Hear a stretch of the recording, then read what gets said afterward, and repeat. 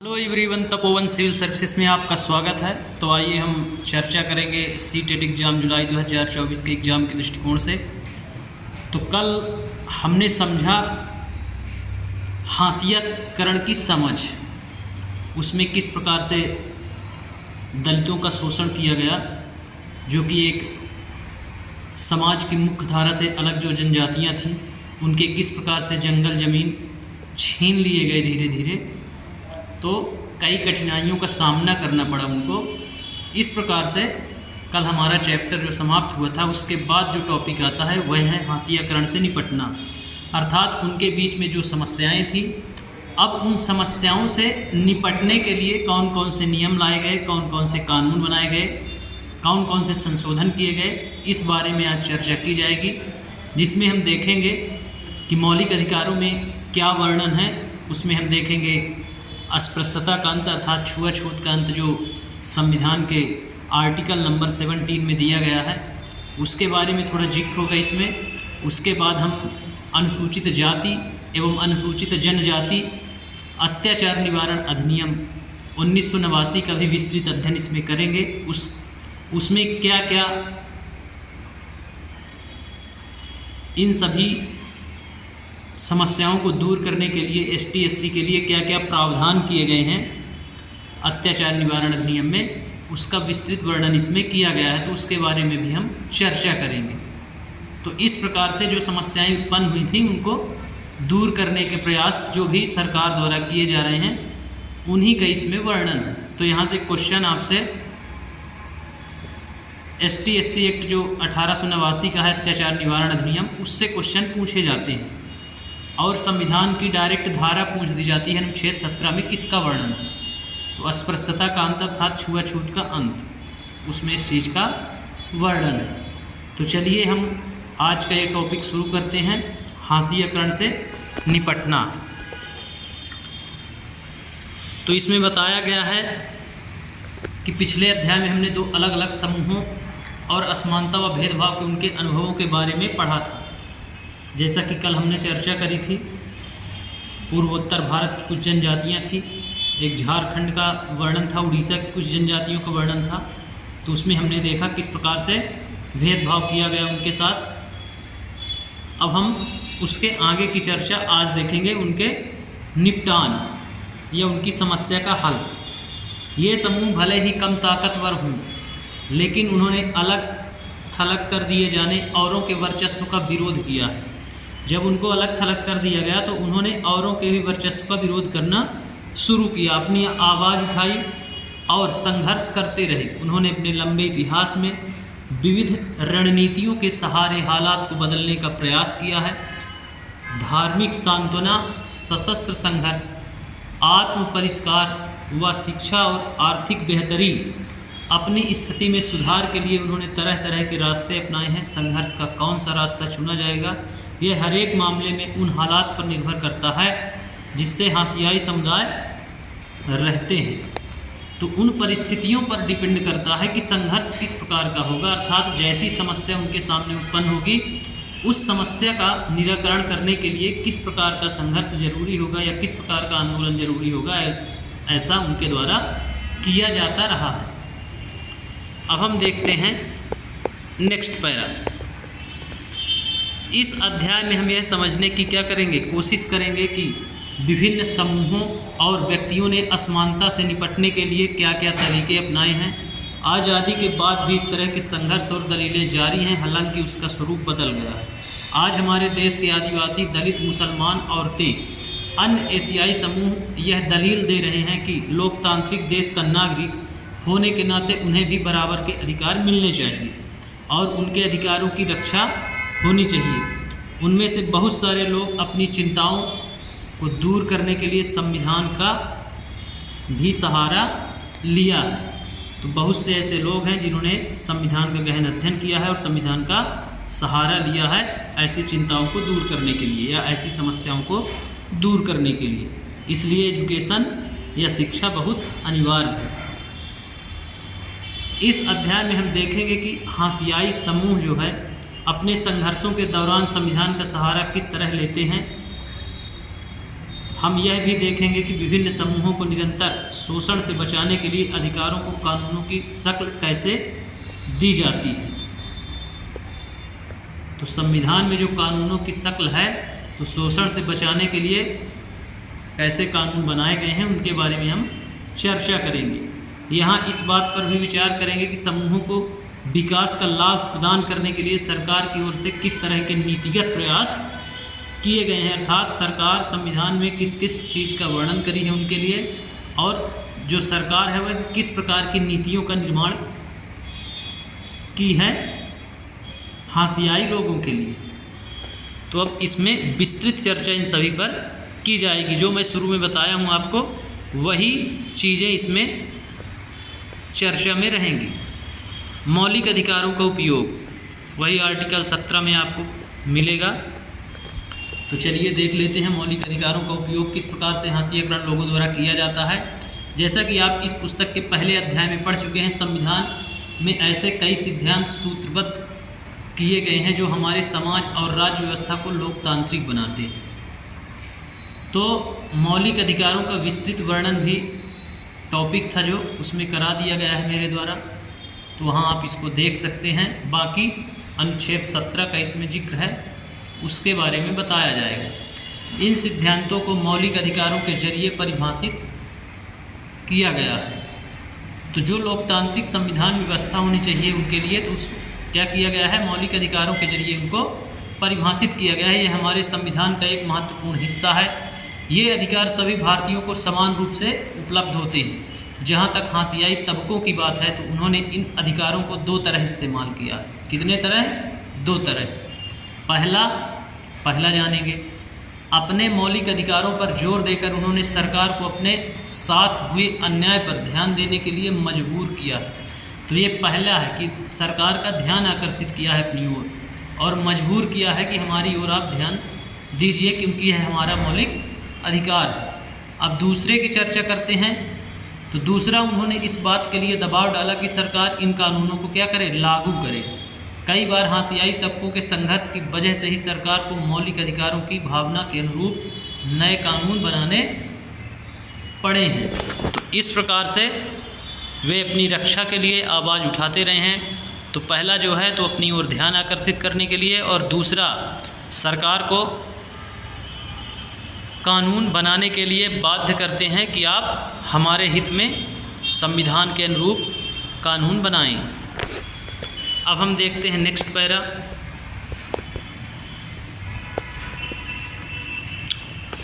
तो next para में बताया गया है संविधान के अनुच्छेद 17 के अनुसार अस्पृश्यता या छुआछूत का उन्मूलन किया जा चुका है।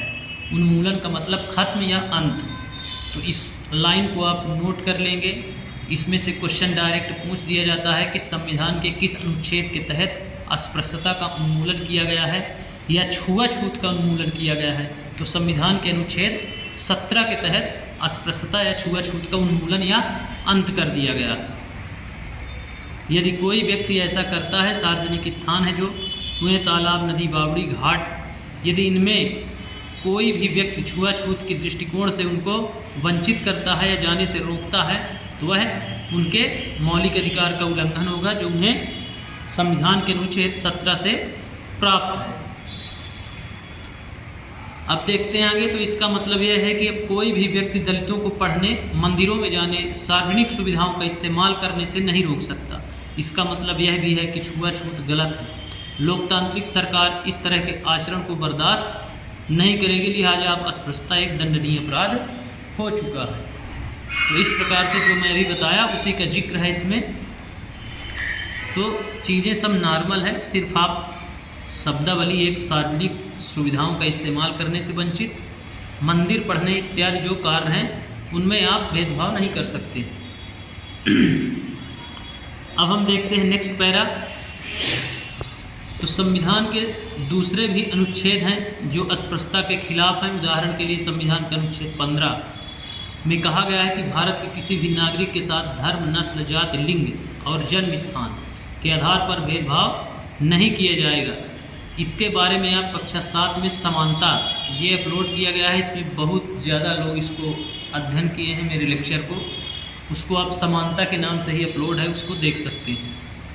काफ़ी कुछ पढ़ चुके हैं। समानता के अधिकार का हनन होने पर दलित इस प्रावधान का सहारा लेते हैं। तो यह भी एक क्वेश्चन आता है कि कितने आधारों पर अनुच्छेद 15 के अनुसार, या तो क्वेश्चन पूछेगा संविधान के अनुच्छेद 15 के अनुसार कितने आधारों पर, निम्नलिखित में से किन आधारों पर भेदभाव नहीं किया जाएगा। तो उसमें धर्म, नस्ल, जाति, लिंग और जन्म स्थान, इन आप पांचों के नाम याद रखेंगे। धर्म, नस्ल, जाति, लिंग और जन्म स्थान, 3 के नाम दे देगा, एक कोई अलग दे देगा, तो आपको छांटना पड़ेगा, इसलिए आप इनके जरूर नाम याद रखें। या फिर धर्म, नस्ल, जाति, लिंग और जन्म स्थान के आधार पर भेदभाव नहीं किया जाएगा, यह संविधान के किस अनुच्छेद में वर्णित है, या यह संविधान के मौलिक अधिकारों में है या नहीं। क्वेश्चन किसी भी प्रकार से आपसे घुमा करके पूछ सकता है, इसलिए आप सभी प्रकार से इसको नोट कर लेंगे। अब हम देखते हैं नेक्स्ट पैरा। तो इस तरह यदि दलितों को लगता है कि कोई व्यक्ति या समुदाय या सरकार, व्यक्ति, समुदाय या सरकार उनके साथ सही बर्ताव नहीं कर रही है, तो वे मौलिक अधिकारों का सहारा ले सकते हैं। उन्होंने बार बार भारत सरकार का ध्यान संविधान की ओर आकर्षित कराया है और इस बात पर जोर दिया है कि सरकार संविधान का पालन करे, उन्हें न्याय प्रदान करे। इसके बावजूद यदि कोई व्यक्ति उनके साथ ऐसा दुर्व्यवहार करता है तो वह दंडनीय अपराध माना जाएगा। इसके लिए उन्होंने बार बार सरकार का ध्यान आकर्षित किया है, जैसा कि ऊपर भी हमने पढ़ा है कि पहला कर्तव्य उनका ध्यान आकर्षित करना, दूसरा कानून को बनवाना या पारित करवाना, तो वही यहाँ जिक्र है।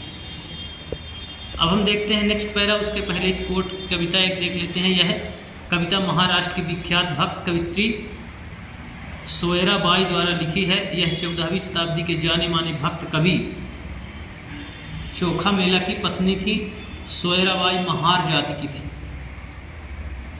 किस जाति की थी? महार जाति की थी। उस समय यह जाति अछूत मानी जाती थी। शायद अंबेडकर जी भी महार जाति से ही बिलोंग करते थे। तो इन्होंने एक कविता लिखी है 14वीं शताब्दी में, तो देख लेते हैं। काया है दूषित कहना है उनका, और केवल आत्मा है बेदाग। लेकिन दूषित काया पैदा होती है काया के भीतर ही। है अनुष्ठान वह कौन सा होती है जिससे शुद्ध काया।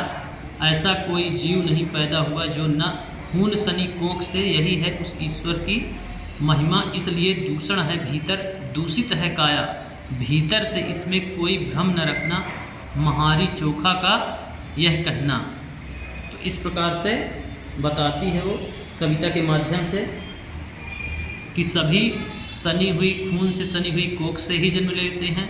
और यदि कोई ऐसा शुद्धिकरण का मंत्र हो तो बताओ कि बाहर आने के बाद शरीर को शुद्ध किया जा सके। आत्मा तो बोलते हो कि शुद्ध है, लेकिन शरीर फिर कैसे छूत हो गया। इस प्रकार से वह कुठाराघात समाज में करती है इस कविता के माध्यम से।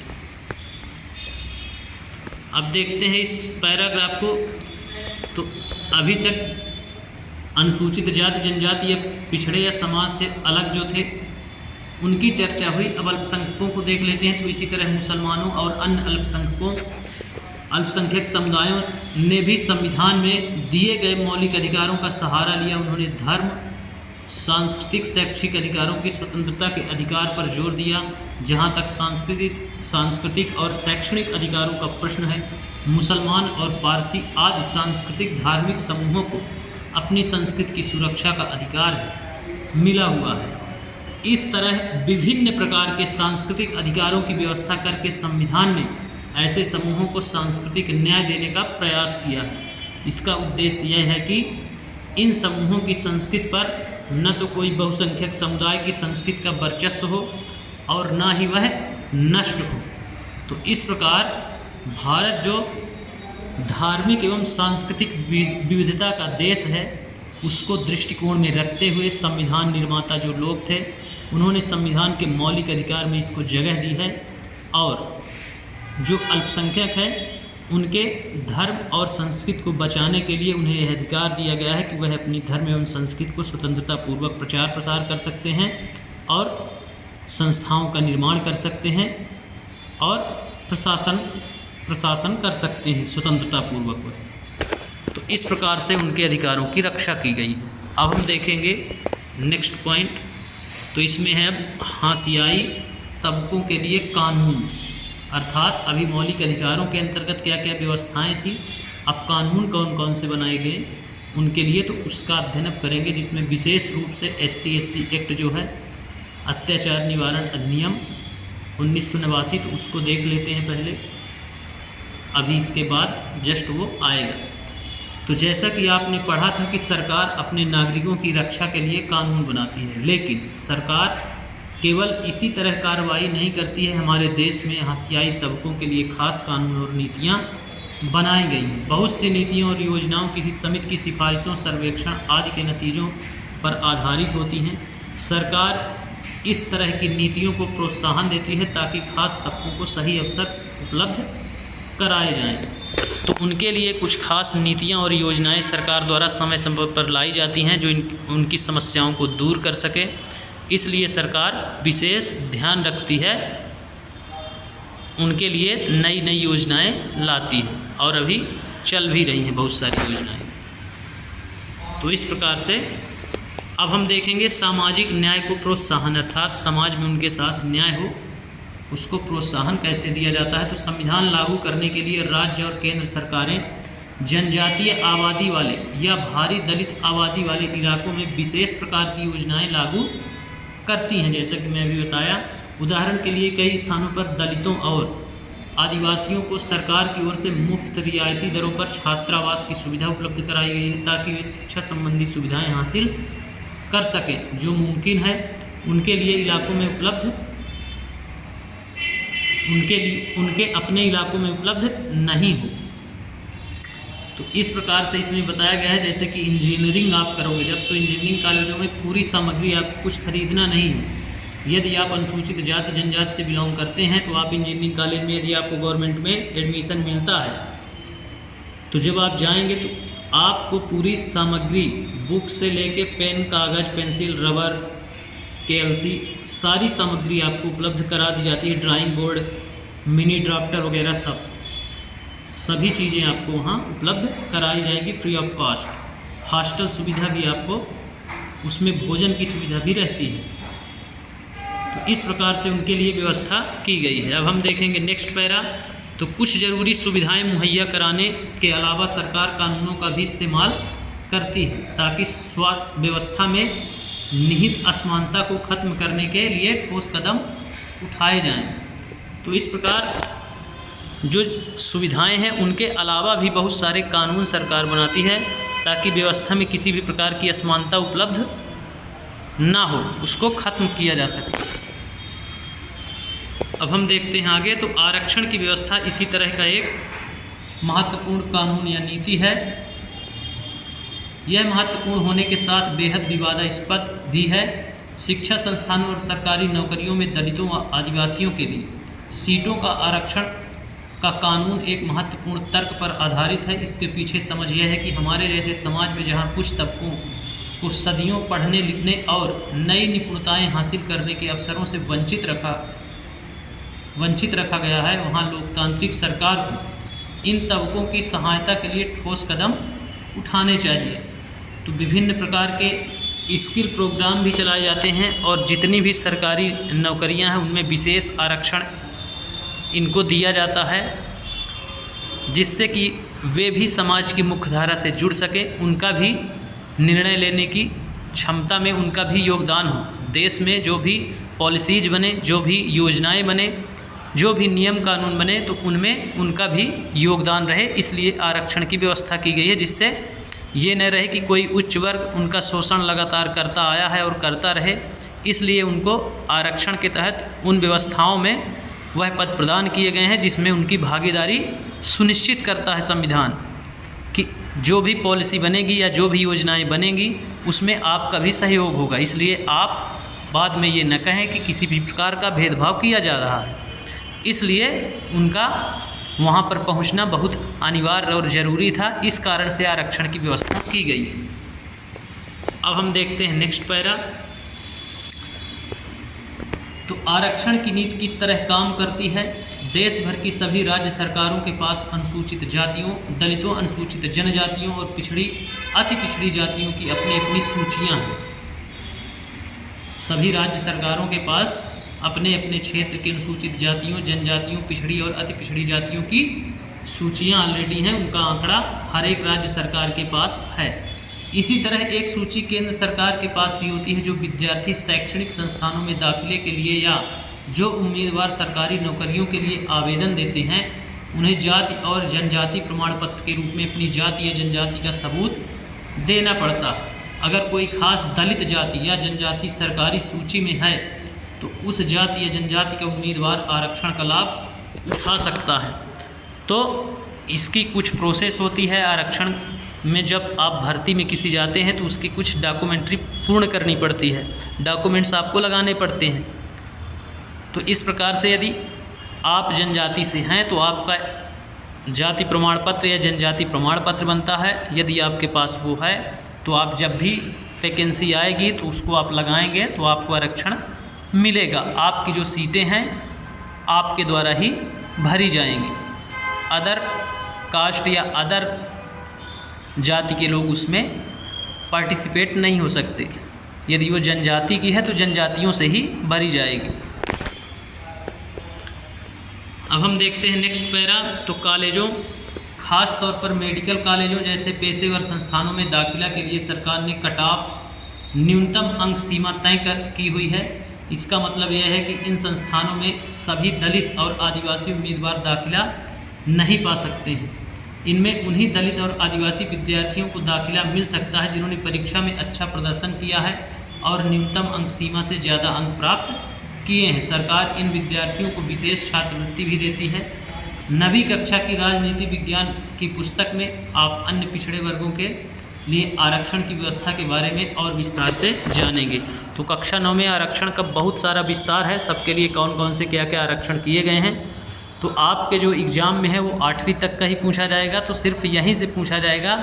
तो कुछ संस्थान हैं जैसे ख़ास तौर पर मेडिकल डिपार्टमेंट है, जो मेडिकल कॉलेजेस हैं उनमें फ़िक्स कर दिया गया है आपका कट ऑफ। यदि आप उससे ऊपर अंक पाते हैं तो आपको मेडिकल कॉलेज मिलेंगे, अन्यथा नहीं मिलेंगे। तो इसलिए उसमें स्वयं आप में कंपटीशन एक हो रहा है और उनको विशेष छात्रवृत्तियाँ दी जाती हैं, वो किसी भी कॉलेज में हो आप। अब हम देखते हैं योजनाओं के बारे में। तो इसमें जो भी विद्यार्थी हैं ST/SC के, उनको मालूम होगा कौन कौन सी योजनाएं उनको मिल रही हैं। स्कूल कॉलेजों में विद्यार्थियों के लिए वजीफे की व्यवस्था, विशेष थानों का गठन, सरकारी स्कूलों में लड़कियों के लिए विशेष योजनाएं चल रही हैं। अब हम देखेंगे दलितों और आदिवासियों के अधिकारों की रक्षा। अब हम देखेंगे, अभी आरक्षण की व्यवस्था हमने देखा, अब अधिकारों की रक्षा के लिए कौन कौन से प्रयास सरकार द्वारा किए जा रहे हैं उसके बारे में चर्चा करेंगे। तो यहाँ हाशियाई समुदायों को भेदभाव और पोषण से बचाने के लिए नीतियों के अलावा हमारे देश में कई कानून भी बनाए गए हैं। आइए यहाँ एक सच्ची घटना पर आधारित केस स्टडी को पढ़कर जाने की अपनी रक्षा के लिए दलित इन कानूनों को किस तरह इस्तेमाल करते हैं। तो एक केस स्टडी दी गई है। केस स्टडी PCS और UPSC में आती है, एथिक्स के पेपर में, और काफ़ी इम्पोर्टेंट होती है। उसमें बहुत सारे तर्क देने पड़ते हैं, बहुत सारी शब्दावलियाँ होती हैं जिनका आंसर लिखना पड़ता है। तो यहाँ हम चर्चा करेंगे दलितों और आदिवासियों के अधिकारों की। तो उसके बारे में एक केस स्टडी देखते हैं। तो यहाँ दिया गया है कि जगमालपुर गांव है एक, जगमालपुर गांव के लोग एक बड़े त्यौहार की तैयारी में जुटे हैं। यहाँ 5 साल में एक बार स्थानीय देवता की पूजा की जाती है। 5 दिन चलने वाले इस उत्सव में आसपास के 20 गांवों के पुजारी इकट्ठा होते हैं। इस कार्यक्रम की शुरुआत जो है दलित समुदाय का एक व्यक्ति सारे पुजारियों के पैर धोता है और धोवन के इस पानी से नहाता है। जगमालपुर में यह काम रत्नम के परिवार के लोग करते हैं। रत्नम से पहले उसके पिता दादा यह काम करते थे। उन्हें कभी मंदिर में दाखिल नहीं होने दिया गया, लेकिन इस रस्म को उनके लिए एक भारी सम्मान के रूप में देखा जाता है। इस बार रत्नम की बारी थी। रत्नम 20 साल का था और पास के ही एक कॉलेज में इंजीनियरिंग की पढ़ाई करता था। उसने यह रस्म निभाने से क्या किया, इनकार कर दिया।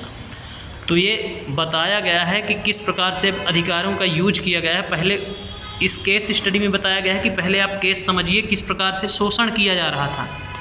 तो इसमें एक जकमालपुर गांव की कहानी है जिसमें पीढ़ी दर पीढ़ी जो काम उसके द्वारा किया जा रहा था उस काम को लेकर है कि मंदिर में कोई एक पुजारी है, 5 वर्ष में जो स्थानीय देवता हैं उनकी पूजा, और यह पूजा जो 5 वर्ष में एक बार होती थी, लगभग 5 दिन तक चलती थी। 5 वर्ष में होती थी और 5 दिन तक चलती थी। तो इस उत्सव में जो आसपास के 20 गांव के पुजारी थे, इसका सिंपल सा अर्थ है कि जो पुजारी थे उनका वर्चस्व था, अर्थात जो ब्राह्मण थे, तो पुजारी जब आते थे तो उनका पैर धुलना और धुलने से जो पानी बचता है, धुलने से जो पानी नीचे गिरता है पैर धुलते समय, उस पानी से स्नान करना, ये गौरव और सम्मान की बात हुआ करती थी। किसके लिए? जकमालपुर के गांव का एक कोई जनजातीय समूह का व्यक्ति है। तो इसमें उसके दादा और पिताजी ये काम करते थे। तो रत्नम नाम का एक जो पोता है किसी का, तो वह इंजीनियरिंग करता है और वह अधिकारों से रूबरू है, चूँकि पढ़ा लिखा है, शिक्षित है, तो वह यह काम करने से क्या करता है, इनकार कर देता है। अब वह अपने अधिकारों का उपयोग करेगा। तो नेक्स्ट पैरा में देखते हैं किस प्रकार से उसने कहा कि वह संस्कार में विश्वास नहीं करता है और उसके पुरखों को दलित होने के कारण ऐसा करने के लिए मजबूर किया जाता था। रत्नम के इनकार से न केवल गांव की ताकतवर जातियां बल्कि उसके अपने समुदाय के कई परिवार भी खफा थे। ऊंची जातियों के लोगों को यह देखकर हैरानी थी कि कच्ची उम्र का यह एक नौजवान उनका हुक्म मानने से इनकार कर रहा है। उनको लगता था कि रत्नम की पढ़ाई लिखाई ने उसे बिगाड़ दिया है, अब वह खुद को उनके बराबर मानने लगा है। तो अब तरह तरह की सोच डेवलप कर रहे हैं लोग, तरह तरह की बातें कर रहे हैं कि उसको क्या हुआ, पढ़ाई ने बिगाड़ दिया है, क्योंकि वह अब उस काम को करने से इनकार कर दिया है, अर्थात शोषित होने से इनकार कर रहा है कि मैं नहीं करूँगा ऐसा काम। फिर है नेक्स्ट पैरा में कि रत्नम जो है, रत्नम की जाति के लोग ऊंची जाति वालों के गुस्से की आशंका से डरे हुए थे। उनमें से बहुत सारे सवर्णों के खेत खलिहानों में दिहाड़ी मजदूर थे। अगर प्रभुत्वशाली जातियां उन्हें काम देना बंद कर दें तो वे क्या खाएंगे, ज़िंदगी कैसे चलेगी। ऊंची जातियों ने यह भी ऐलान कर दिया था कि अगर दलित नहीं झुकेंगे तो उन्हें स्थानीय देवता का अभिशाप लगेगा। रत्नम की दलील यह थी कि चूंकि आज तक एक दलित मंदिर के भीतर नहीं गया है, इसलिए देवता के उन पर गुस्सा होने का सवाल ही नहीं उठता। तो तर्क देता है रत्नम कि जब आज तक कोई दलित मंदिर के अंदर प्रवेश ही नहीं किया तो देवता क्यों गुस्सा होंगे। प्रवेश तो आप कर रहे हैं, तो गुस्सा होंगे तो आपके ऊपर होंगे, दलितों के ऊपर क्यों होंगे। इस प्रकार से वह तर्क देता है। एक कहानी है, कहानी भी पढ़ लेते हैं उसको, इस कहानी का भी अध्ययन कर लेते हैं। कोर्ट से क्वेश्चन बनते हैं। भाषा की अपनी पुस्तक में आपने कबीर के दोहे पढ़े होंगे। कबीर 15वीं सदी के कवि थे। तो ये क्वेश्चन आता है कबीर किस सदी के कवि थे, तो 15वीं सदी के। इसको आप नोट करेंगे।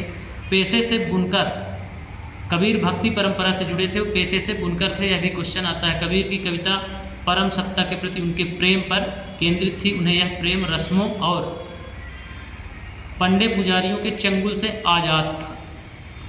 तो प्रेम मार्गी कवि थे, इसलिए उनको प्रेम मार्गी कहा गया है। इसको भी आप याद रखेंगे।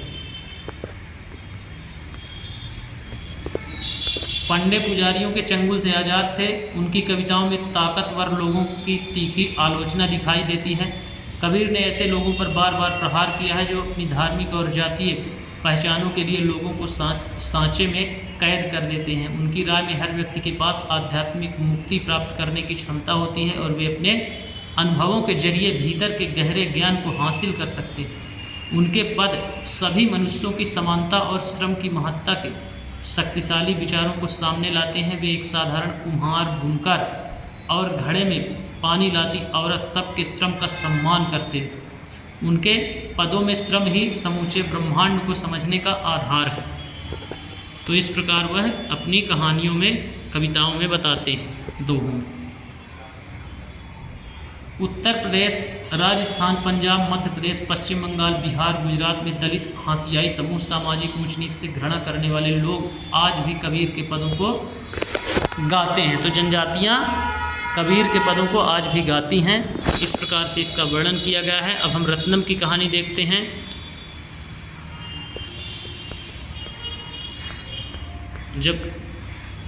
अब उसके बाद देखते हैं, जब गांव वाले बोलते हैं कि जातियों के ऊपर गांव के देवता क्या होंगे, रूठ जाएंगे।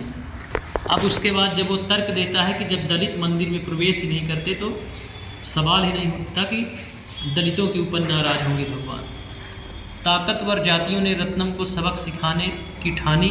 उन्होंने उसके समुदाय को हुक्म दिया कि वे रत्नम और उसके परिवार का बहिष्कार कर दें। सभी को यह आदेश दिया गया कि कोई भी उसके परिवार से किसी तरह का संपर्क नहीं रखें। एक रात को अचानक कुछ लोगों ने आकर रत्नम की झोपड़ी में आग लगा दी।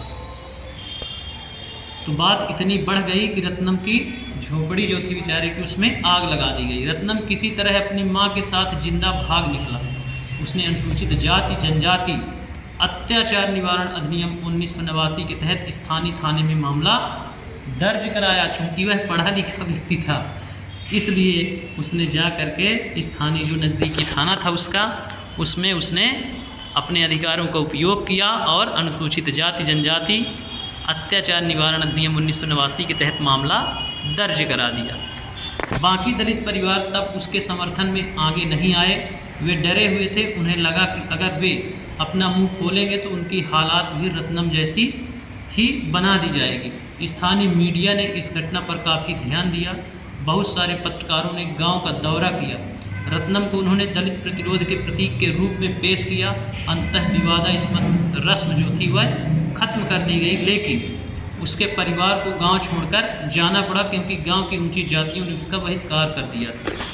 तो इस प्रकार जो रस्म थी तो उससे मुक्ति मिल गई। अर्थात अब किसी भी दलित को संघर्ष उसने किया, पर पूरी समाज के लिए उसने एक बलिदान दिया कि उसको गांव छोड़ना पड़ा, लेकिन वह इस बात से उनको मुक्ति दिला गया कि अब आपको किसी भी पुजारी के पैर धुलकर स्नान नहीं करना पड़ेगा उसके पानी से, और मंदिरों में प्रवेश आपको भी दिया जाएगा। इतना कार्य वह अपने अधिकारों के दम पर करवा गया। तो इस प्रकार से संघर्ष करने की वह शिक्षा देता है। अब हम देखेंगे आगे अनुसूचित जाति एवं जनजाति अत्याचार निवारण अधिनियम 1989। तो ये डायरेक्ट लाइन ही पूछी जाती है कि अनुसूचित जाति अनुसूचित जनजाति अत्याचार निवारण अधिनियम किस सन में आया, तो 1989 में आया।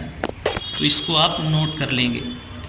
तो रत्नम ने अपने गांव में ऊंची जातियों द्वारा दिए जा रहे भेदभाव और हिंसा का विरोध करने के लिए अनुसूचित जाति जनजाति अत्याचार निवारण अधिनियम के तहत शिकायत दर्ज कराई और कानून का सहारा लिया।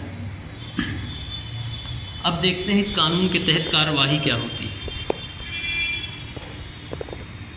तो यह कानून 1989 में दलितों तथा अन्य समुदायों की मांगों के जवाब में बनाया गया था। उस समय सरकार इस बात के लिए भारी दबाव सरकार पर पड़ रहा था कि वह दलितों और आदिवासियों के साथ रोज़मर्रा में होने वाले दुर्व्यवहार और अपमान पर क्या करेगी, रोक लगाने के लिए ठोस कार्यवाही करे। यूँ तो इस तरह का व्यवहार लंबे समय से चलता आ रहा है, लेकिन 70 के दशक के आखिर और 80 दशक में यह समस्या हिंसक रूप लेने लगी थी। अर्थात जो दलित थे या अनुसूचित जाति जनजाति के लोग थे उनको परेशान किया जा रहा था बहुत ज़्यादा, और हिंसक रूप से परेशान, अर्थात मारना शुरू कर दिए थे लोग। हिंसक का मतलब मार काट शुरू हो गई थी, इस पर उतर आए थे। इसलिए सरकार का ध्यान आकर्षित किया गया। इस दौरान दक्षिण भारत के कई हिस्सों में अपने हकों का दावा करने वाले बहुत सारे आग्रही दलित संगठन सामने आए। उन्होंने अपने हकों के लिए पुरजोर आवाज़ उठाई तथा कथित जातीय दायित्वों का निर्वाह करने को तैयार नहीं थे और समानता का अधिकार चाहते थे। रत्नम की तरह उन्होंने भी दलितों का अपमान, शोषण करने वाली परंपराओं को मानने से क्या किया, इनकार कर दिया। इसकी वजह से ऊंची जातियों के लोग उनके साथ खुलेआम हिंसा पर उतारू हो गए। हिंसा अर्थात मारधार पर कर आए। अब आगे देखते हैं। तो सरकार को इस बात का एहसास कराने के लिए दलित संगठनों ने व्यापक अभियान चलाए। छुआछूत अभी भी जारी है। उन्होंने इस बात के लिए दबाव बनाया कि नए कानूनों में दलितों के साथ होने वाली विभिन्न प्रकार की हिंसा की सूची बनाई जाए और इस तरह के अपराध करने वालों के लिए सख्त सज़ा के प्रावधान किए जाएं। तो दक्षिण भारत में इस पर विशेष ध्यान दिया गया और दक्षिण भारत की जो जनजातीय समुदाय समूह के लोग थे उन्होंने आंदोलन खड़ा किया कि इससे निपटने के लिए जो हिंसात्मक घटनाएं हो रही हैं इनको दूर करने के लिए, इन पर रोक लगाने के लिए कड़े से कड़े कानून बनाए जाएं और प्रावधान किए जाएं, विशेष सूची बनाई जाए जिसके तहत इनको सख्त सज़ा के प्रावधान किए जाएं। तो अब आगे देखते हैं कि कौन से प्रावधान किए गए। फिर है इसी प्रकार 70 और 80 के दशकों में आदिवासियों ने भी खुद को बड़े पैमाने पर संगठित किया। उन्होंने केवल बराबरी के लिए आवाज़ उठाई बल्कि अपनी ज़मीन व संसाधनों को हासिल करने अर्थात ज़मीन जंगल की भी उन्होंने बराबरी के साथ साथ ज़मीन जंगल की भी अपने जो उनकी पारंपरिक संपत्ति थी उसको भी हासिल करने के लिए संघर्ष किया, आंदोलन चलाया। इन आदिवासियों को भी ताकतवर सामाजिक गुटों का गुस्सा झेलना पड़ा, उनके साथ भी जमकर हिंसा हुई। देखते हैं हम नेक्स्ट पैरा में। तो नेक्स्ट में बताता है कि यही वजह है कि इस कानून में अपराधों की एक बहुत लंबी सूची दी गई है। इसमें से कई अपराध तो इतने भयानक हैं उनके बारे में सोचकर दिल दहल जाता है। इस कानून में न केवल भयानक अपराधों का उल्लेख किया गया है बल्कि यह कानून इस बात की ओर इशारा करता है कि साधारण इंसान भी कितने जघन्य कृत्य कर सकते हैं। इस प्रकार इस तरह के कानून हमारे सोचने और काम करने के तरीक़ों को प्रभावित करते हैं और दोषियों को सज़ा भी देते हैं। तो इसमें बहुत कठिन प्रावधान है। यदि आप ST/SC एक्ट पढ़ेंगे तो आपको मालूम पड़ेगा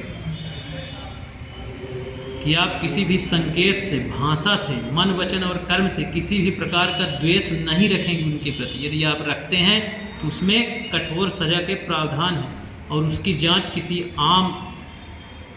आम ऑफिसर द्वारा नहीं, DSP रैंक से नीचे का कोई भी ऑफिसर जांच करने का अधिकार नहीं रखता है। इसलिए उनकी जांच जो होती है वो DSP रैंक का ही अधिकारी या उससे ऊपर का अधिकारी ही करता है। इस बात को आप ध्यान रखेंगे। फिर हम देखते हैं नेक्स्ट पैरा। तो इस कानून में कई स्तर के अपराधों के बीच फ़र्क भी किया गया है। पहला, इसमें शारीरिक रूप से खौफनाक और नैतिक रूप से निंदनीय अपमान के स्वरूपों की सूची दी गई है। जो शारीरिक रूप से खौफनाक, छत-बिछत और नैतिक रूप से अर्थात मान सम्मान की हानि हुई हो, निंदा की गई। इसका मकसद ऐसे लोगों को सज़ा दिलाना है जो, अब देखना ये सारी लाइनें बहुत इंपॉर्टेंट हैं, इनको आप नोट करेंगे। अनुसूचित जाति या अनुसूचित जनजाति के किसी व्यक्ति को कोई अखाद्य अथवा गंदा पदार्थ पीने या खाने के लिए विवश करे तो उसके लिए सज़ा के प्रावधान है। कोई भी उच्च जाति का या सवर्ण जाति का व्यक्ति यदि अनुसूचित जाति जनजाति के व्यक्ति को जबरदस्ती कोई अखाद्य पदार्थ जो खाने योग्य ना हो या गंदा पदार्थ या गंदा पानी जो पीने योग्य ना हो या खाने योग्य ना हो, खाने के लिए विवश करता है तो वह इस कानून के तहत अपराधी है। फिर नंबर 3 देखते हैं। तो इसमें बताया गया है अनुसूचित जाति या अनुसूचित जनजाति के किसी भी व्यक्ति को नंगा करते हैं या उसे नंगा घुमाते हैं, उसके चेहरे या देह पर रंग लगाते हैं या कोई ऐसा कृत्य करते हैं जो मानवीय प्रतिष्ठा के अनुरूप नहीं है तो आप अपराधी समझे जाएंगे। यदि आप अनुसूचित जाति या जनजाति के किसी व्यक्ति को नंगा करते हैं या नंगा उसको भ्रमण कराते हैं, सिर मुड़वाते हैं या देह पर रंग लगाते हैं या कालिख पोतते हैं तो यह कृत्य अमानवीय दुर्व्यवहार समझा जाएगा। यह बहुत ही जघन्य अपराध है और इसकी सज़ा बहुत कड़ी है इसमें, इसलिए यह अपराध की श्रेणी में आएगा। अब हम देखते हैं नेक्स्ट। तो ये 3 अभी हमने अभी तक देखा।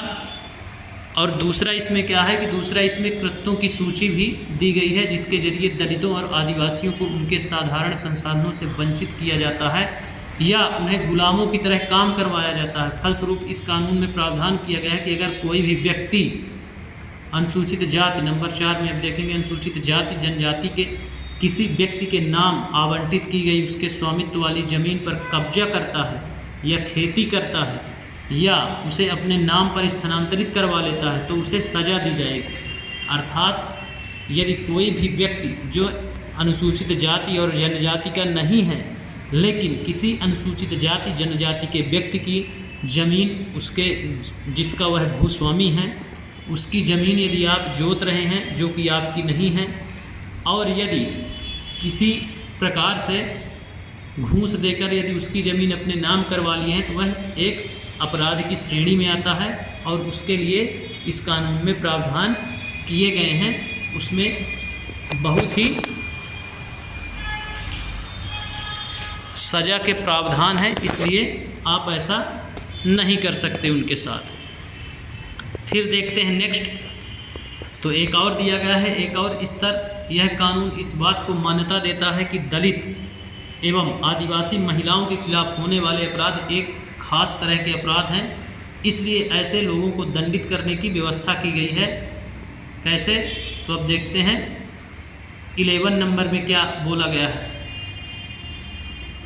तो अनुसूचित जाति जनजाति की किसी महिला को अपमानित करने के लिए उस पर हमला करते हैं या उसके साथ जोर जबरदस्ती करते हैं तो अपराध समझा जाएगा। ऐसा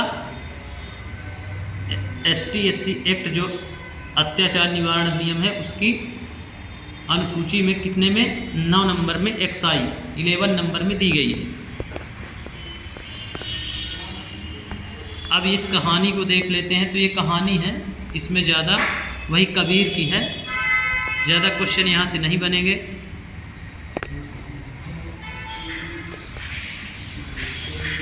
क्वेश्चन, हाथ से मैला उठाने का कलंक। तो पहले की जो जनजातियाँ थी उनसे किस प्रकार हाथ से मैला उठाया जाता था, वह एक कलंक के रूप में है। तो बहुत सारे लोग झाड़ू टीन और टोकरियों के सहारे पशुओं इंसानों का मलमूत्र ठिकाने लगाने, वे बिना पानी वाले सूखे शौचालयों में गंदगी उठाकर दूर के स्थानों पर फेंक कर आते थे। हाथ से मैला उठाने वाले पीढ़ी दर पीढ़ी यही काम करते हैं। यह काम आमतौर पर दलित औरतें और लड़कियों के हिस्से में आता है। आंध्र प्रदेश में सक्रिय सफाई कर्मचारी आंदोलन के अनुसार पूरे देश में दलित समुदाय के लगभग 1 लाख लोग काम कर रहे हैं। सिर पर मैला ढोने वालों के बीच काम करने वाले इस संगठन का कहना है कि लोग 26 लाख निजी सामुदायिक सूखे शौचालयों की सफाई करते हैं।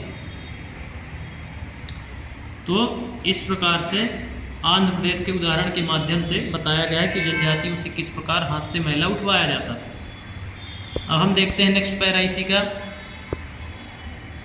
तो सिर में मैला ढोने वाले बेहद अमानवीय स्थितियों में काम करते हैं। इस काम के कारण उनके स्वास्थ्य को गंभीर खतरा बना रहता है। वे लगातार ऐसे संक्रमण के खतरे में रहते हैं जिससे उनको आँखों, त्वचा, श्वसन तंत्र और पाचन तंत्र पर असर पड़ सकता है।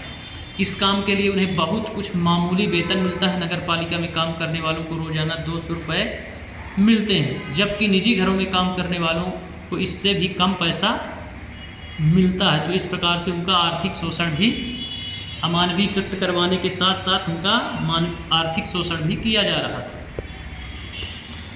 नेक्स्ट पैरा देखते हैं। तो जैसा कि आपने इस पुस्तक में पढ़ा, भारतीय संविधान में अस्पृश्यता की प्रथा को खत्म किया जा चुका है। फिर भी हाथ से मैला उठाने वालों की कई जगह क्या था, अछूत माना जाता था। गुजरात के भंगी, आंध्र प्रदेश के पाखी और तमिलनाडु के सिक्कलयार इसी श्रेणी में आते हैं। तो इनको याद रखेंगे, गुजरात के भंगी, आंध्र प्रदेश के पाखी और तमिलनाडु के सिक्कलवार। आमतौर पर इन्हें गांव के किनारे अलग टोली में रहना, उन्हें मंदिर, सार्वजनिक जल सुविधाओं आदि के पास फटकने भी नहीं दिया जाता था। फटकने नहीं, भटकने भी नहीं दिया जाता था। इस प्रकार से उनके साथ छुआछूत की भावना रखी जा रही थी। अब हम देखते हैं नेक्स्ट पैरा में। तो बताया गया है कि 1993 में सरकार ने employment of manual scavengers and construction of dry latrines prohibition act 1993 पारित किया। तो इसको भी याद रखेंगे, कब पारित हुआ, तो 1993 में। यह कानून सिर पर मैला उठाने वालों को काम पर रखने और सूखे शौचालयों के निर्माण पर पाबंदी लगाता है। आप किसी से सिर पर मैला नहीं ढुलवाएंगे या उठवाएंगे, और सूखे शौचालयों पर पाबंदी लगा दी गई इस कानून के तहत। 2003 में सफाई कर्मचारी आंदोलन 13 अन्य संगठनों और व्यक्तियों, जिसमें 7 मैला ढोने वाले थे, सर्वोच्च न्यायालय में एक जनहित याचिका दायर की। याचिका दायर करने वालों का कहना था कि सिर पर मैला ढोने की प्रथा न केवल आज भी चल रही है बल्कि रेलवे जैसे सरकारी उपक्रमों में भी बड़े पैमाने पर प्रचलित है। याचिकाकर्ता ने अपने मौलिक अधिकारों को लागू करवाने का आग्रह किया।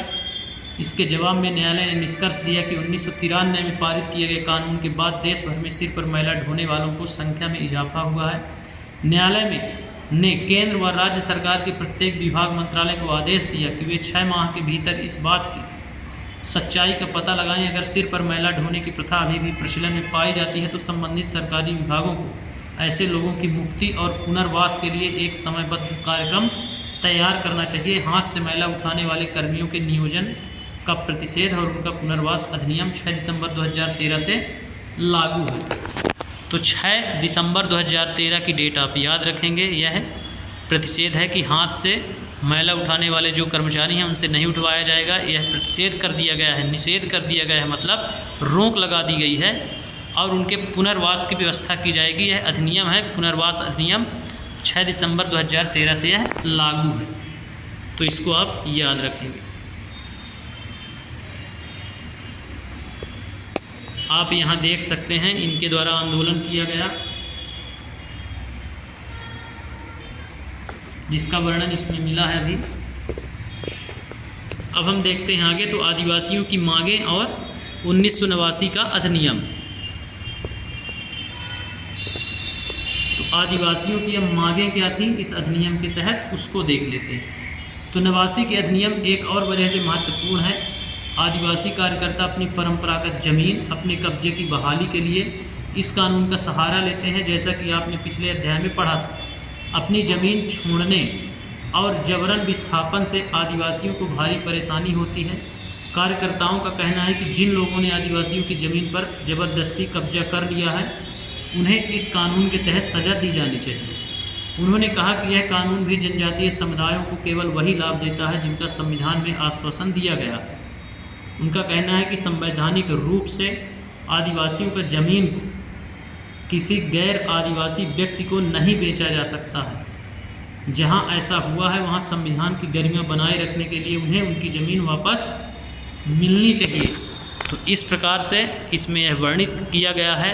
ऊपर भी चर्चा हुई है कि यदि कोई आदिवासी व्यक्ति है और उसकी ज़मीन यदि किसी गैर आदिवासी व्यक्ति के कब्जे में है या पट्टे में हो गई है तो उसका तत्काल क्या करेगा, निराकरण किया जाएगा और उस ज़मीन को पुनः आदिवासी के नाम किया जाएगा। उसकी ज़मीन उसको वापस की जाएगी। ऐसा प्रावधान अत्याचार निवारण अधिनियम जो ST/SC एक्ट 1989 है उसमें किया गया है। किसी भी हालात में यदि आप ST/SC जाति के अलावा किसी अन्य जाति के हैं तो उनकी ज़मीन आप अपने नाम से नहीं करवा सकते हैं और ना ही कोई कचहरी या कोर्ट कर सकता है। नेक्स्ट पैरा देखते हैं। तो आदिवासी कार्यकर्ता CK जानू का आरोप है कि आदिवासियों के संवैधानिक कानूनों का उल्लंघन करने वालों में विभिन्न प्रदेशों की सरकारें भी पीछे नहीं हैं। सरकारें हैं जो लकड़ी व्यापारी, पेपर मिल आदि के नाम पर गैर आदिवासी घुसपैठियों को जनजातीय ज़मीनों का दोहन करने और आदिवासियों को उनके परंपरागत जंगलों से उजाड़ने की छूट देती हैं। तो सरकारें भी सब प्रकार से लूट नहीं है, ऐसा इसमें वर्णन किया गया है कि जो कार्यकर्ता है कौन, CK जानू नाम का एक आदिवासी व्यक्ति है, वह आरोप लगाता है सरकार पर और कहता है कि सरकार भी इससे पीछे नहीं है। सरकारें गैर आदिवासियों को प्रमाण पत्र जारी कर कर घुसपैठियों के रूप में जनजातीय बनाकर उनको जनजातीय ज़मीनों का दोहन और जंगलों का दोहन करवा रही हैं, उनको उजाड़ने का कार्य कर रही हैं, जिसमें व्यापारियों का और उद्योगपतियों का हाथ है। लकड़ी व्यापारी और पेपर मिल में वे काट करके उनके जंगलों को नष्ट करके पहुंचाते हैं। तो इस प्रकार वह बताता है। इसके अलावा जंगलों को आरक्षित अभयारण्य घोषित कर के भी लोगों को वहां से बेदखल किया जा रहा है। सुश्री जानू यह भी कहना है कि जो आदिवासी पहले ही बेदखल हो चुके हैं और जो अब वापस नहीं लौट सकते उन्हें भी मुआवजा दिया जाना चाहिए। इसका मतलब यह है कि सरकार ऐसी योजनाएं बनाए जिनके सहारे नए स्थानों पर रह सकें और काम कर सकें। जब सरकार आदिवासियों से छीनी गई ज़मीन पर औद्योगिक एवं अन्य परियोजनाओं के निर्माण के लिए बेहिसाब पैसा खर्च कर सकती है, तो इन विस्थापितों को पुनर्वास देने के लिए मामूली खर्चा करने में क्यों हिचकिचाती है। तो ऐसा जो जानू है तो वह एक और सजेशन देता है कि जो वहाँ वापस नहीं लौट सकते हैं, जो विस्थापित कर दिए गए हैं, तो उनके लिए सरकार योजना चलाए, चूँकि उनके जंगल ज़मीन छीन लिए गए हैं, जिससे जब सरकार उद्योगों की स्थापना के लिए इतना पैसा खर्च करवा रही है तो क्या उनके लिए कोई योजना नहीं ला सकती है, ऐसा वो क्वेश्चन करता है। अब इस कोट को देख लेते हैं। इसमें आप देख सकते हैं कि वृक्ष को कैसे काटते हुए दिखाया जा रहा है और पुलिसकर्मी एक खड़ा हुआ। तो ये बिचौलिए होते हैं जो पुलिस की देख रेख में भी ये सारे कार्य करते हैं, जैसा कि इसमें भी जानू बताता है। अब इस कोर्ट में उसका डिटेल देखते हैं। तो केंद्र सरकार ने हाल ही में अनुसूचित जाति एवं अन्य परंपरागत वनवासी वन अधिकार अधिनियम 2006, तो यह क्वेश्चन भी आता है कि वन अधिकार अधिनियम कब लाया गया, 2006 में, किसके लिए, अनुसूचित जाति जनजाति के लिए। इस कानून की प्रस्तावना में कहा गया है कि यह कानून जमीन और संसाधनों व वन्य समुदायों के अधिकारों को मान्यता न देने के कारण उनके साथ हुए ऐतिहासिक अन्याय को दूर करने के लिए पारित किया गया। इस कानून में वन्य समुदायों को घर के आसपास जमीन, खेती, चराई योग्य जमीन, गैर लकड़ी वन उत्पादों पर उनके अधिकार को मान्यता दी गई है। इस कानून में यह भी कहा गया है कि वन एवं जैव विविधता संरक्षण भी वनवासियों के अधिकारों में आता है। तो जैव विविधता संरक्षण भी उनके अधिकारों में आता है। ये न सोचे सरकार कि जो जैव विविधता संरक्षण के क्षेत्र हैं उनके अधिकार में नहीं आते हैं, उनको यह अधिकार दिया गया है। कब? तो वन अधिकार अधिनियम 2006 में यह उनको अधिकार दिए गए हैं। तो ये क्वेश्चन पूछा जाता है, इसलिए इसको आप इस अधिनियम को याद रखेंगे। अब निष्कर्ष देख लेते हैं। चूँकि इस पार्ट में काफ़ी विस्तृत चर्चा की गई है, उनके हाशिएकरण की निपटान की व्यवस्था, समस्या जो थी उसका हल बताया गया है कि कौन कौन से कानून हैं संविधान में। अब निष्कर्ष देखते हैं। किसी अधिकार या कानून या नीति को कागज़ पर लिख देने का यह मतलब नहीं होता है कि वह अधिकार या कानून नीति वास्तव में लागू हो चुका है। इन प्रावधानों को अमली जामा पहनाने के लिए लोगों को लगातार कोशिशें करनी पड़ती हैं। बराबरी, इज्जत और सम्मान की चाह कोई नई बात नहीं है। यह बात हमारे पूरे इतिहास में विभिन्न रूपों में दिखाई देती है। इसी प्रकार लोकतांत्रिक समाज में भी संघर्ष, लेखन, सौदेबाजी और सांगठनिकता की प्रक्रियाएं जारी रहनी चाहिए। तो इस प्रकार से इसमें निष्कर्ष के तौर पर बताया गया है कि नीतियां सिर्फ कागज़ पर लिख देने से नहीं होता है, उसके लिए लोगों को जागरूक करना, उसका अर्थ क्या है, उसके फ़ायदे क्या हैं, उनके लिए प्रावधान क्या हैं, जब तक उनको अमली जामा न पहनाया जाए तब तक सारी कोशिशें बेकार हैं। इसलिए जब उसको व्यवहार रूप में उपयोग कर पाए कोई व्यक्ति तो ही माना जाता है। यदि आप व्यवहार रूप में उसका इम्प्लीमेंटेशन नहीं कर पा रहे हैं तो वह सैद्धांतिक तौर पर सिर्फ कागज़ों में रह जाता है। इस प्रकार इसमें बताया गया है। तो इस प्रकार से यह अध्याय समाप्त हो जाता है। यहाँ पर यह टॉपिक, तो इस पर हमने जो चर्चाएं करी हैं तो वह था मुख्य रूप से अनुसूचित जाति, अनुसूचित जनजाति अत्याचार निवारण अधिनियम 1989 का। वहीं मौलिक अधिकारों में अनुच्छेद 17, अनुच्छेद 15 अल्पसंख्यकों के लिए उनकी सांस्कृतिक स्वतंत्रता, संस्कृति और शिक्षा की रक्षा के लिए, धर्म की रक्षा के लिए जो स्वतंत्रता है उसके बारे में इसमें चर्चा की गई है। तो जो हाशियाकरण की जातियाँ थीं और उनके साथ जो अत्याचार हुए थे, जो समस्याएं आई थी, उनके निवारण के लिए इस पाठ में जो भी कानूनी प्रावधान किए गए हैं सरकार द्वारा वो सारे दिए गए हैं, उन्हीं की चर्चा की गई है। तो उम्मीद है कि आपको अब समझ में आ गया होगा कि क्वेश्चन किस प्रकार से बनते हैं, कहाँ से बनेंगे, कौन कौन से प्रावधान हैं। तो बस 2-3 ही प्रावधान इसमें से पूछे जाते हैं, इसलिए आप इसको एक बार पढ़ें और फिर MCQs लगाएं। इसी के साथ धन्यवाद। कल फिर होगी मुलाकात।